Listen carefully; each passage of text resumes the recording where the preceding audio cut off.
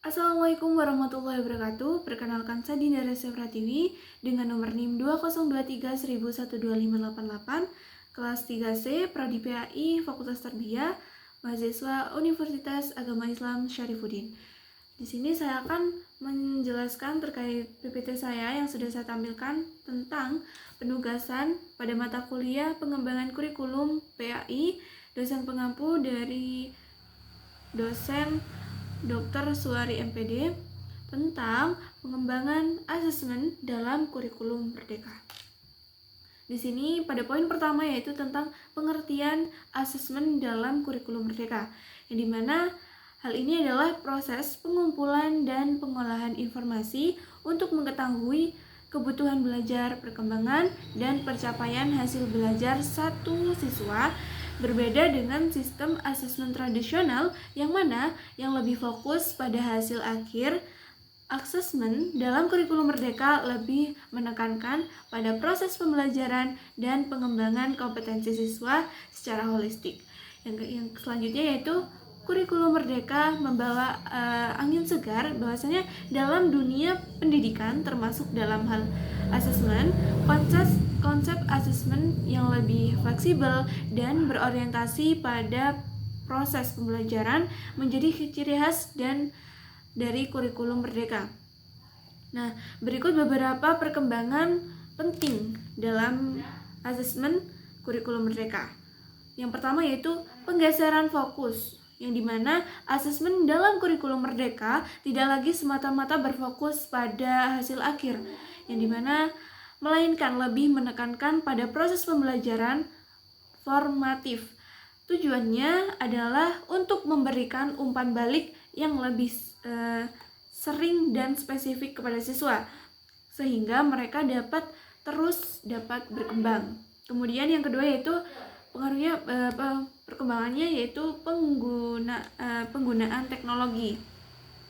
Teknologi informasi dan komunikasi atau TIK semakin banyak dimanfaatkan dalam proses asesmen. Platform digital dan aplikasi pembelajaran yang memungkinkan guru untuk memberikan soal-soal yang lebih variatif dan mengedepankan hasil asesmen yang lebih cepat dan akurat. Kemudian di sini ada prinsip-prinsip asesmen. Yang pertama yaitu membuat asesmen merupakan bagian terpadu dari proses pembelajaran, memfasilitasi pembelajaran, menyediakan informasi sebagai umpan balik untuk guru, peserta didik, dan orang tua belajar agar lebih efektif. Yang kedua yaitu prinsipnya ada asesmen perlu dirancang dan dilakukan sesuai dengan tujuan. Ketiga, asesmen dirancang secara adil, valid, dan dapat dipercaya, memberikan informasi yang kaya bagi guru, peserta didik, dan orang tua mengenai kemajuan dan pencapaian pembelajaran serta keputusan tentang langkah-langkah selanjutnya. Yang keempat yaitu laporan kemajuan belajar dan pencapaian peserta didik bersifat sederhana dan informatif, memberikan informasi yang bermanfaat untuk peserta didik dan orang tua, dan data yang berguna untuk penjamin dan meningkatkan mutu pembelajaran. Kemudian di sini ada yang kelima yaitu asesmen sebaiknya meliputi berbagai bentuk tujuan. Asesmen sebaiknya meliputi berbagai bentuk tugas, instrumen, dan teknik yang sesuai dengan tujuan pembelajaran yang diinginkan atau yang ditargetkan. Kemudian ada jenis-jenis asesmen.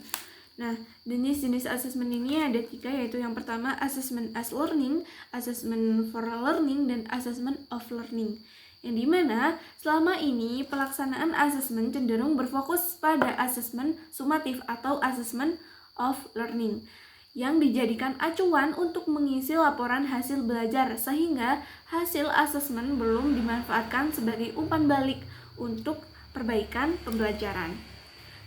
Yang pada dasarnya, kemudian pada pembelajaran pada Dikma, baru pendidik diharapkan untuk menyelenggarakan lebih banyak asesmen formatif untuk meningkatkan kualitas pembelajaran.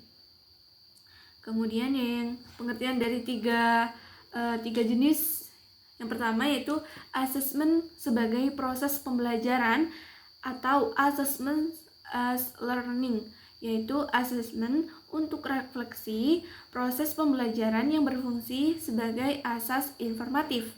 Kemudian yang kedua, assessment untuk proses pembelajaran, yaitu assessment for learning atau assessment untuk perbaikan proses pembelajaran berfungsi sebagai assessment formatif. Kemudian assessment pada akhir proses pembelajaran, yaitu assessment of learning, yang dimana assessment ini untuk evaluasi pada akhir proses pembelajaran yang berfungsi sebagai assessment sumatif. Perbedaan dari ketiganya, yang pertama assessment dan for learning adalah assessment as learning lebih melibatkan peserta didik secara aktif. Dalam kegiatan asesmen tersebut, peserta didik diberi pengalaman untuk belajar menjadi penilai bagi diri sendiri dan temannya. Penilaian diri atau yang disebut dengan self assessment dan penilaian antar teman merupakan contoh assessment as learning. Dalam assessment as learning, peserta didik sebaiknya dilibatkan dalam merumuskan prosedur, kriteria maupun rubrik atau pedoman assessment, sehingga mereka mengetahui dengan pasti apa yang harus dilakukan agar memperoleh capaian belajar yang maksimal. Kemudian poin selanjutnya yaitu tentang alur assessment, di mana ada 5. Yang pertama yaitu menggunakan alur tujuan pembelajaran yang telah disusun, kemudian diidentifikasi tujuan pembelajaran yang menjadi kompetensi yang diinginkan. Yang kedua yaitu mengidentifikasi bentuk asesmen yang hendak dilakukan untuk mengukur pembelajaran secara normatif maupun sumatif. Kemudian yang ketiga yaitu membuat instrumen asesmen informatif dan sumatif bersamaan dengan menyusun modul ajar. Kemudian selanjutnya yang keempat yaitu pelaksanaan asas informatif dan sumatif. Yang kelima yaitu mengolah hasil asesmen tentunya. Kemudian di sini alur asesmen dalam kurikulum Merdeka menekankan pada pentingnya proses pembelajaran dan memberikan umpan balik yang konstruktif kepada siswa. Dengan demikian, asesmen tidak hanya menjadi alat untuk menilai pencapaian siswa, tetapi juga sebagai sarana untuk meningkatkan kualitas pembelajaran. Kemudian, poin selanjutnya yaitu contoh dari bentuk asesmen formatif dan sumatif. Bentuk hasil yang tertulis. Di sini ada 5. Yang pertama yaitu refleksi, yang melatih murid untuk berperan aktif dalam mengevaluasi pembelajaran mereka sendiri dan memikirkan bagaimana cara mereka dapat memperbaiki diri. Hasil refleksi tersebut dapat digunakan guru untuk melihat sisi lain proses pembelajaran murid. Kemudian ada esai, yang dimana mengasah keterampilan menulis akademis murid seperti mengembangkan argumen, menyajikan bukti, mencari sumber terpercaya untuk mendukung argumen dan menggunakan referensi dengan tepat. Kemudian ada jurnal, yang dimana melatih kemampuan murid untuk mengorganisasi dan mengapresiasi ide atau pemikiran mereka dalam bentuk tulisan. Biasanya ditulis dengan bahasa yang kurang formal, sehingga memberikan murid kebebasan berpikir kreatif dan menjadikan alat untuk murid merefleksikan perkembangan mereka secara berkesinambungan.